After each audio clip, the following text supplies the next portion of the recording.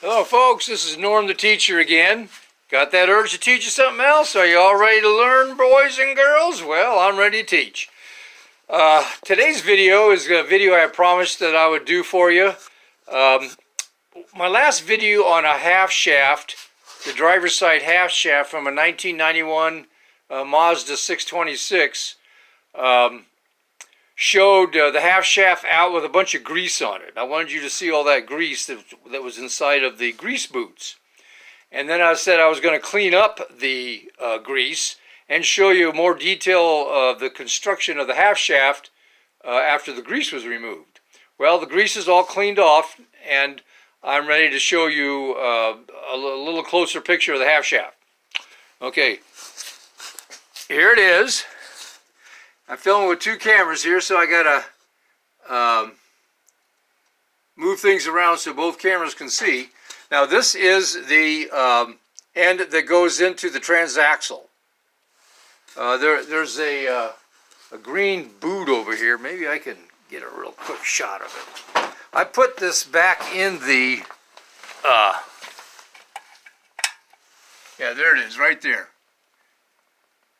That tripod looking type of a thing right there in the center of your screen. Okay, what I did is I put that back in, and by the way, if you ever want to take out your half shaft without a bunch of oil draining out, just leave that in there, and then you won't lose any oil.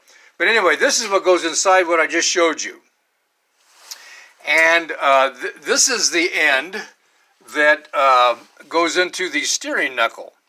And remember I said there was balls in there, balls that roll in some channels? Well, there they are right there. Here's one of them. And as you move it around, you can see different. There's another one right up here now. It's kind of visible.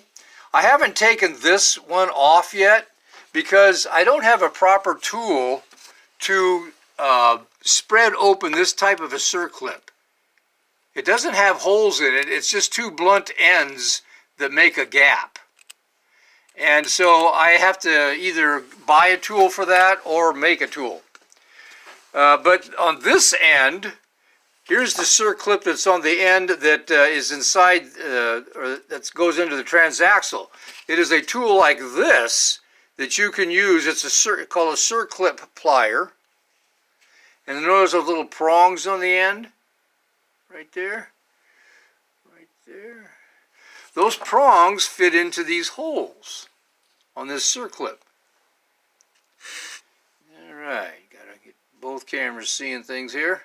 And then what you do is you squeeze the plier like this, and it spreads that circlip out and gets it out of the groove that's right here. Okay, I already took it out so that I wouldn't have to mess with it and try to hold the cameras at the same time. Now, once you do this, this slides off real easily. And these are just, there's no balls in this end. Those are all needle bearings. There's three bearings that you can see here, and they're needle bearings. Okay, you just slide that off the shaft, and once you've done that, now you can see the splined end of the shaft right there. Okay, and I'm going to set this down and let you guys watch me pull this boot off. Then once you get that off, this, you can just pull the boot off.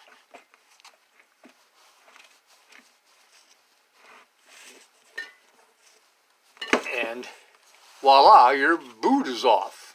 Here's the inside of the boot. Inside of the boot.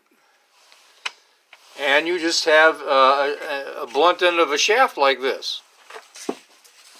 So this is one way you can change your boots. If you have to put new grease boots on, you could take the half shaft out, leave the tripod receptacle for this in the transaxle so that you don't lose your oil, and then take your half shaft out, take this off, pull your boots off, and to get a boot on both ends, this end as well as this end, you only have to take off one end. Like I could put a boot on here like this and slide it on, and that boot would be for that end. So you would put a big end in first, the big open end, and put it on here like that, and then that would be for this end. Now here's the boot that I used before. It was called a split boot. Both cameras see that? Yeah. And it comes in 2 halves. I got it at O'Reilly's. I put this on about 10 years ago. And it's a way of putting on boots without taking your half shaft off. But personally, I think I would rather just use a regular boot like this. It's not a split boot. Not a split boot. And just put them on like this. Put them on the shaft. While the shaft is out of the vehicle. Okay, so yeah, let's see here. That's about all I wanted to cover on this video, is showing you the half shaft without the grease. And yeah, I'll give you a closer look here at that. Give you a closer look at this and this. The 2 boots. This one, the blue one is split boot, right there. And this one, to take this off, I had to cut this with a knife. It didn't come apart. I can't remember if I had an adhesive when I put that together or not, but it comes in 2 halves, and you put the 2 halves together. And I can't remember if there was an adhesive or not, or if it just clipped it together. But the fact that I had to cut it indicates to me that there was an adhesive. A little closer look at this. Other camera. Get this ring out of the way here, or strap. And then of course here's, this is the shaft that goes into the steering knuckle. Right there.